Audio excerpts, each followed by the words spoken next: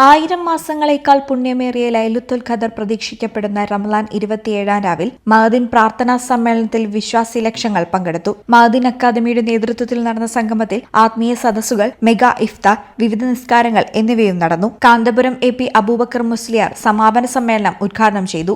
സുലൈമാൻ മുസ്ലിയാർ അധ്യക്ഷനായി. Ma'din academy chairman ഇബ്രാഹിമുൽ Khaleel അൽ ബുഖാരി പ്രതിജ്ഞയ്ക്കും സമാപന പ്രാർത്ഥനയ്ക്കും നേതൃത്വം നൽകി. പശ്ചിമേഷ്യയിലെ സംഘർഷാവസ്ഥയ്ക്കെതിരെ ഒത്തുചേർന്ന രാജ്യത്തെ ഏറ്റവും വലിയ സമാധാന സംഗമത്തിന് കൂടിയാണ് സ്വലാത്ത് നഗർ ഇന്നലെ സാക്ഷിയായത്. മാരക വിപത്തായ ലഹരിക്കെതിരെ വിശ്വാസി സമൂഹം ഒന്നിച്ച് കൂട്ടപ്രതിജ്ഞയുമെടുത്തു. ഇന്നലെ പുലർച്ചെ മുതൽ തന്നെ നിരവധി വിശ്വാസികളാണ് ചെറുസംഘങ്ങളായി സ്വലാത്ത് നഗറിലേക്ക് എത്തിയത്. ജില്ലാ ഭരണകൂടത്തിന്റെയും പോലീസിന്റെയും ഫയർഫോഴ്സിന്റെയും സഹകരണത്തോടെ 5555 അംഗ വളണ്ടിയർ സംഘം, മെഡിക്കൽ സൗകര്യങ്ങൾ, ഭിന്നശേഷിക്കാർക്കുള്ള പ്രത്യേക ക്രമീകരണങ്ങൾ എന്നിവ ഉൾപ്പെടെ വിപുലമായ സംവിധാനങ്ങളാണ് മഹാസംഗമത്തിനെത്തുന്നവർക്കായി ഒരുക്കിയിരുന്നത്.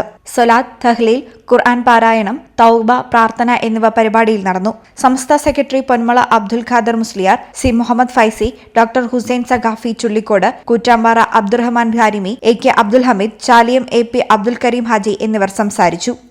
ഈ ചാനൽ മലപ്പുറം. നടക്കാവിൽ hospital building, Valanchery, Malappuram. Phone number 04942084 010 7034 071111.